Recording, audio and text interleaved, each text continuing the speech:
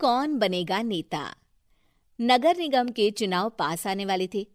पूरे कानपुर शहर में टिकट को लेकर मारामारी शुरू थी, लेकिन सबसे ज्यादा चर्चा में वार्ड नंबर 40 की सीट थी। वो इसलिए क्योंकि इस बार वहां की सीट महिला के लिए आरक्षित थी। अब सवाल ये था कि चुनाव लड़ेगा कौन। इससे पहले ठाकुर साहब वहां से पार्षद थे और इस बार उन्होंने अपनी पत्नी सीमा ठाकुर को टिकट दिलवाई और ठाकुर साहब की शान के कारण सीमा जी ने 20,000 वोटों से चुनाव जीत लिया। अरे बधाई हो सीमा भाभी, अब तो आप वार्ड की पार्षद बन गई हैं। अब तो हमारे काम आप ही करवाएंगी। अरे ये तो सिर्फ नाम की पार्षद बनी है, वो तो महिला सीट आ गई, वरना पार्षद तो मुझे ही बनना था। अब भले ही चेहरा इसका होगा, लेकिन पावर तो मेरी ही होगी। अरे वाह भाई साहब, क्या दिमाग लगाया है आपने भी। आइए आप लोग, खाना लगा दिया है सबके लिए। सीमा जी पार्षद बन चुकी थीं, फिर भी उनकी एक ना चलती। सारे काम ठाकुर साहब खुद ही संभाल लेते और जहां जरूरत पड़ती वहां सीमा जी का अंगूठा लगवा लेते। सीमा जी ज्यादा पढ़ी लिखी भी नहीं थी।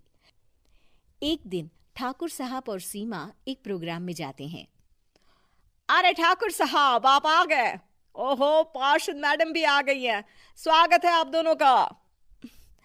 लगता है हमारे पार्षद फंड का सही इस्तेमाल हो रहा है। चलिए अब उद्घाटन करते हैं। ये लीजिए ठाकुर साहब कैची, आप ही सबसे पहले प्रवेश कीजिए। सब लोग आगे निकल जाते हैं और सीमा जी पार्षद होने के बावजूद भी पीछे खड़ी रह जाती हैं। वो देखती हैं कि वेलकम बोर्ड पर उनका नाम है, लेकिन महिला होने के कारण कोई उनका सम्मान नहीं कर रहा। अगले दिन एक आदमी उनके घर आता है। अरे ठाकुर साहब नमस्कार। कल ना हम नोटिस किए कि हमारा घर तो अवैध है और नगर निगम वाले उसे तोड़ने आ रहे हैं। अरे कुछ कीजिए ना ठाकुर साहब। देखो भाई, मैं तो ज्यादा कुछ कर नहीं सकता, पर अगर तुम सबकी जेब गर्म कर दो तो कुछ हो सकता है। कुल मिलाकर 4 लाख लगेंगे। अरे 4 लाख ठाकुर साहब? अरे भाई, मैं अपने लिए नहीं मांग रहा हूँ। दरोगा है, इंजीनियर बाबू है, बड़े साहब है, सबको देना पड़ता है ना थोड़ा थोड़ा। बोलो है मंजूर? तभी वहां अचानक सीमा जी आ जाती हैं। अरे ये आप क्या कर रहे हैं? पहले इन्हीं लोगों से तो आपने वोट मांगे, अब इनसे ही पैसे ले रहे हो। अरे चुप रहो तुम। तुम्हारा काम है सिर्फ अंगूठा लगाना, तुम वही किया करो। मुझे दूसरे काम तुम मत सिखाओ, समझी? और तुम ना जाओ, अब पैसे लेकर आओ, वरना जेसीबी किसी भी वक्त आती होगी।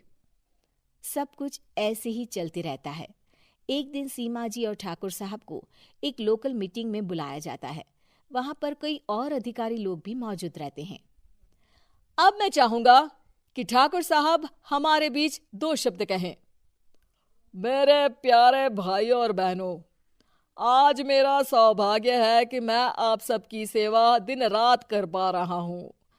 आपने मेरी पत्नी को भारी मतों से जिताया है, इसलिए मैं आप सभी का शुक्रगुजार हूं। मैं आप सबसे वादा करता हूं कि हमेशा की तरह हमारे वार्ड में किसी को कोई तकलीफ नहीं आने दूंगा। सभी लोग तालियां बजाने लगते हैं। अब मैं माननीय पार्षद मैडम को स्टेज पे बुलाना चाहूंगा।